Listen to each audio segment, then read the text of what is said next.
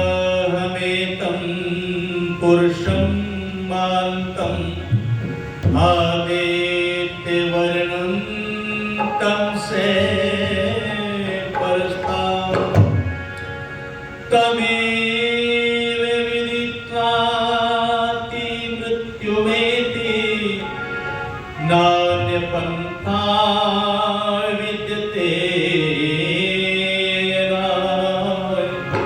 नान्यपन्था विद्यते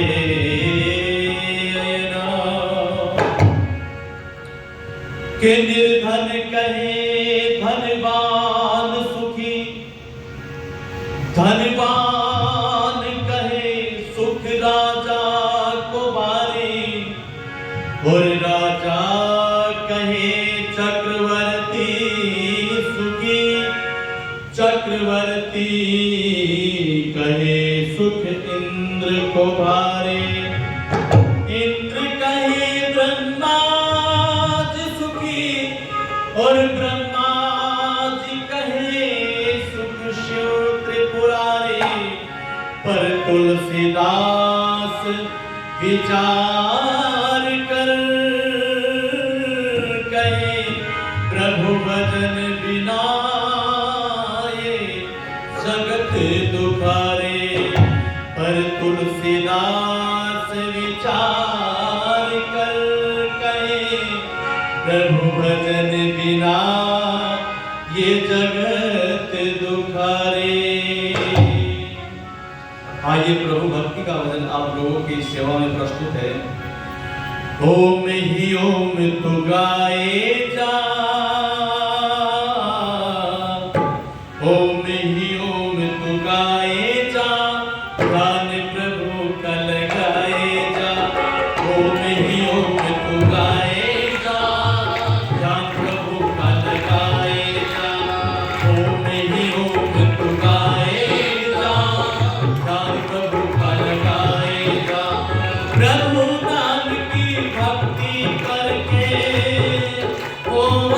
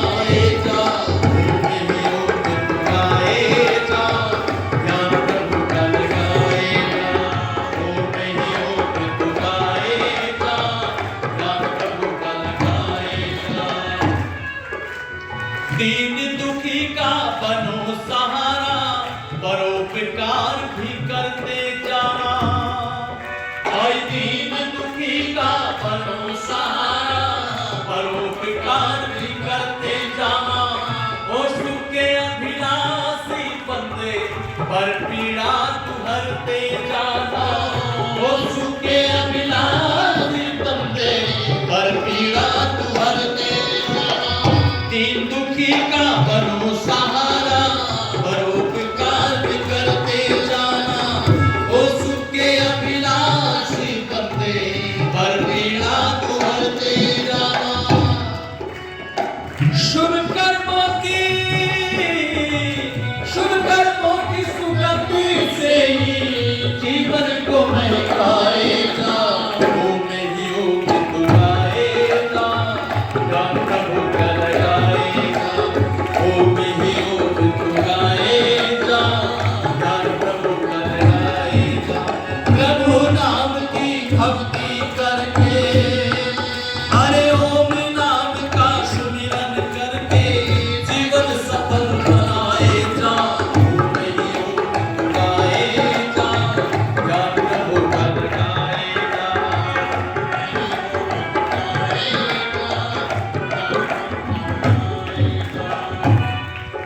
अरे साधक बन तू कर ले साधना, साधक बन तू कर ले साधना, ईश्वर की कर आराधना।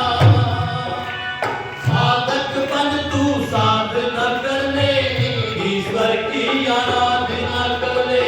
प्रभु नाम के मोती लुट रहे, तू भी अपनी झोली भर ले।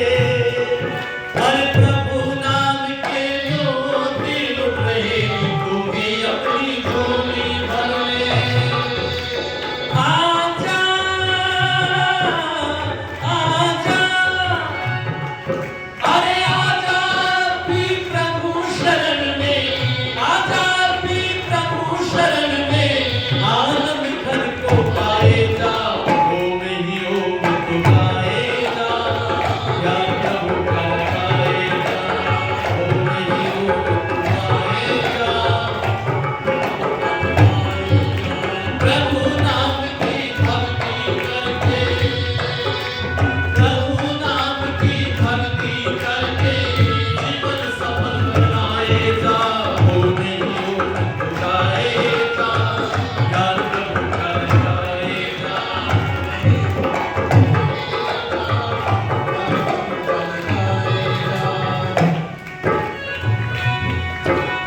इस उपासना करने वाले का आत्मिक बल बढ़ जाता है। सीताराम जी, इस उपासना करने वाले का आत्मिक बल बढ़ जाता है। पर्वत जैसे कष्टों में भी भक्त नहीं घबराता है। इस उपासना करने वाले का आत्मिक बल बढ़ जाता है। पर्वत जैसे कष्टों में भी भक्त नहीं घबराता है। प्रताप यारे प्रभु नाम के, प्रताप यारे प्रभु नाम के, सबको गीत सुनाएगा, ओम ही ओम तू गाएगा, ज्ञान प्रभु का लगाएगा, ओम ही ओम तू गाएगा, ज्ञान प्रभु का लगाएगा। प्रभु नाम की भक्ति करके, अरे ओम नाम की भक्ति करके जीवन सफल बनाएगा, ओम ही ओम तू गाएगा, ज्ञान प्रभु का लगाएगा, ओम ही ओम तू गाएगा, ज्ञान प्रभु का लगाएगा।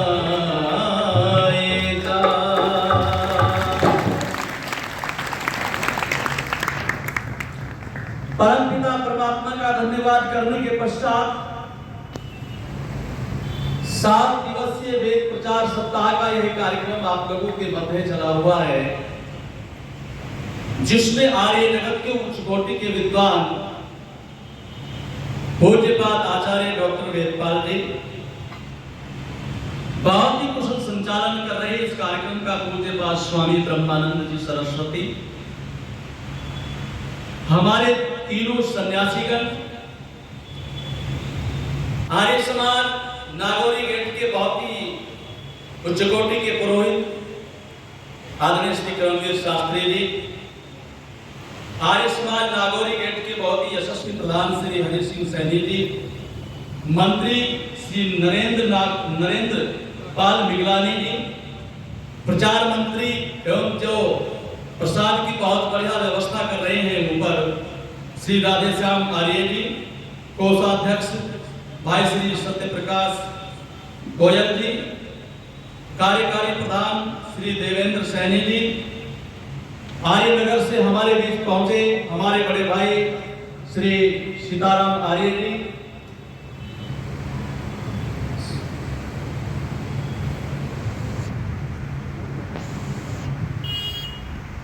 और हमारे देवेंद्र सैनी जी जो कार्यकारी प्रधान है।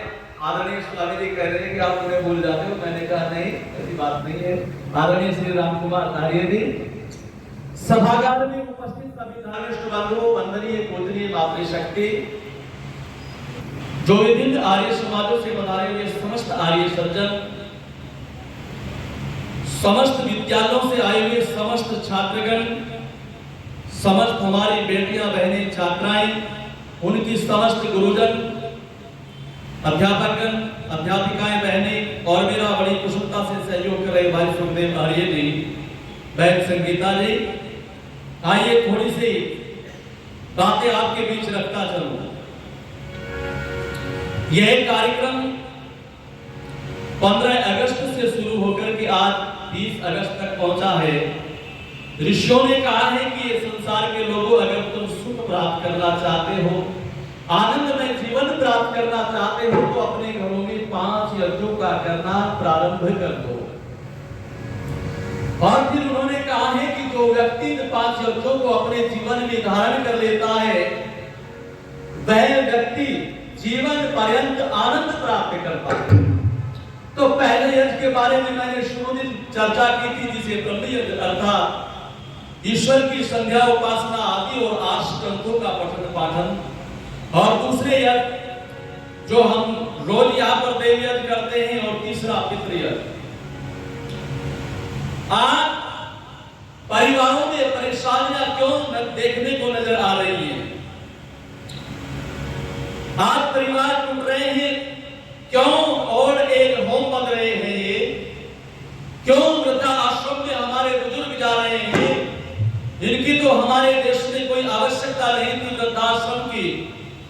और याद रखना, जब से वृद्धाश्रमों में हमारे परिवारों के बुजुर्ग जा रहे हैं, जब उनका मान सम्मान नहीं हो रहा है, तो मैं समझता हूं तब से ही दुखों के बादल हमारे परिवारों के ऊपर मंडराने लगे। ये पितृयज्ञ ऋषियों की बताई हुई बातें हैं कि हमारे जीवन में पितृयज्ञ होना चाहिए। और पितृयज्ञ जब इस देश में होता था, हमारी वैदिक संस्कृति में होता था, तो वो लोग आनंद के साथ अपना जीवन व्यतीत करते थे। पितृयज्ञ श्री राम आदि ने किया, दशरथ आदि ने किया, जो हमारे महापुरुष हैं। लेकिन क्या हम आज पितृयज्ञ कर रहे हैं? पितृयज्ञ के बारे में महर्षि मनु जी महाराज घोषणा करते हुए कहते हैं, मानव शास्त्र के निर्माता, अभिवादन शिरस्य नित्यम रघोपसीमिनः चत्वारि तस्य वर्धन्ते आयुर्विद्या यशोधनम्, कि जो नम्र और सुशील होकर के अपने माता पिता का अभिवादन, सेवा और सत्कार करता है, जीवन में उसकी 4 चीजें बढ़ा करती है, आयु, विद्या, यश और बल बढ़ता है। लेकिन हम तो इन बातों को भूल गए जो सुख प्राप्त करने के साधन थे। लेकिन याद रखना, जिन घरों में आशीर्वाद देने वाले हमारे बुजुर्ग हो, माता और पिता हो, मैं समझता हूं अगर उनका मान सम्मान, सेवा और शुश्रूषा ना हुई, तो मैं समझता हूं हमारा जीवन भी सुखी रहने वाला नहीं है। यह पितृयज्ञ क्या है? प्यारे छात्र और छात्राओं, यह पितृयज्ञ है जीवित माता पिता की सेवा करना। जो इधर हमारे छात्र बैठे हैं, सभी ध्यान से सुने, नौजवान साथी ध्यान से सुने। अगर सुख प्राप्त करना चाहते हो तो बच्चों सुबह उठ करके क्या करना चाहिए? माता पिता के चरणों में प्रणाम करना चाहिए। क्योंकि ये बात हम अपनी तरफ से नहीं बताते, क्योंकि इसे तो श्री राम और श्री कृष्ण किया करते थे। और बड़ा सुंदर रामायण में आता है, सुनिएगा। हे प्रातःकाल उठ कर रघुनाथा,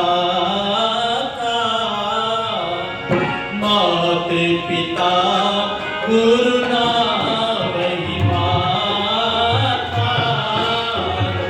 प्रातःकाल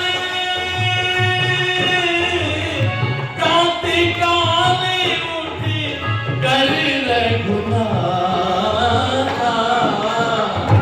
मात पिता गुरु ना वही माता। तो प्रातःकाल उठ करके श्री राम, लक्ष्मण, श्री कृष्ण आदि जो हमारे महापुरुष थे, वो माता पिता के चरणों की वंदना किया करते थे। तो हमें भी अगर सुखी जीवन बनाना है, हम भी क्या करें? सुबह उठ करके माता पिता को प्रणाम करें, विद्यालय या कॉलेज आदि से आकर के माता पिता को प्रणाम करें, और जीवन में सुख प्राप्त करना चाहते हैं तो उनकी सेवा करें। जो नौजवान साथी बैठे हैं उनसे भी मेरा निवेदन रहेगा, क्योंकि जिन घरों में जीवित माता पिता बैठे हों, उनकी सेवा शुश्रूषा करना अपने जीवन को संवार लेने का नाम है। दो शब्द आते हैं, एक सेवा आती है, एक शुश्रूषा आती है। सेवा तो वो होती है जो उनके अनुकूल वस्त्र आदि, भोजन आदि, फल आदि की व्यवस्था होती है, और शुश्रूषा एक शब्द है, उनकी बातें सुनने का नाम शुश्रूषा है। जब 80-90 वर्ष का बूढ़ा पिता घर में होता है तो उसके चरणों में बैठकर के जीवन के अनुभव सीखने को मिलते हैं। उन बातों को, जीवन उपयोगी बातों को सुनने का नाम शुश्रूषा होता है। मैं समझता हूँ बड़े से बड़े डिग्री कॉलेज में भी वो अनुभव आपको प्राप्त नहीं होंगे जो 80, 90, 70 वर्ष का बूढ़ा पिता हमारे जीवन के कल्याणार्थ वो बातें बताते हैं। तो सुनिएगा, सौभाग्यशाली है वो परिवार जिनमें बूढ़े खिलखिलाते हैं। हमारे दादा दादी, बूढ़े ताऊ, पिताजी, ये सब माता पिता आदि बड़े प्रसन्न होते हैं संतानों के व्यवहार से। और जिन परिवारों में माता पिता प्रसन्न रहते हैं, खुश रहते हैं, वो संतानें भी दुर्गति होने से बच जाती है, उनका भी बड़ा उत्थान होता है। बस सुनिएगा ने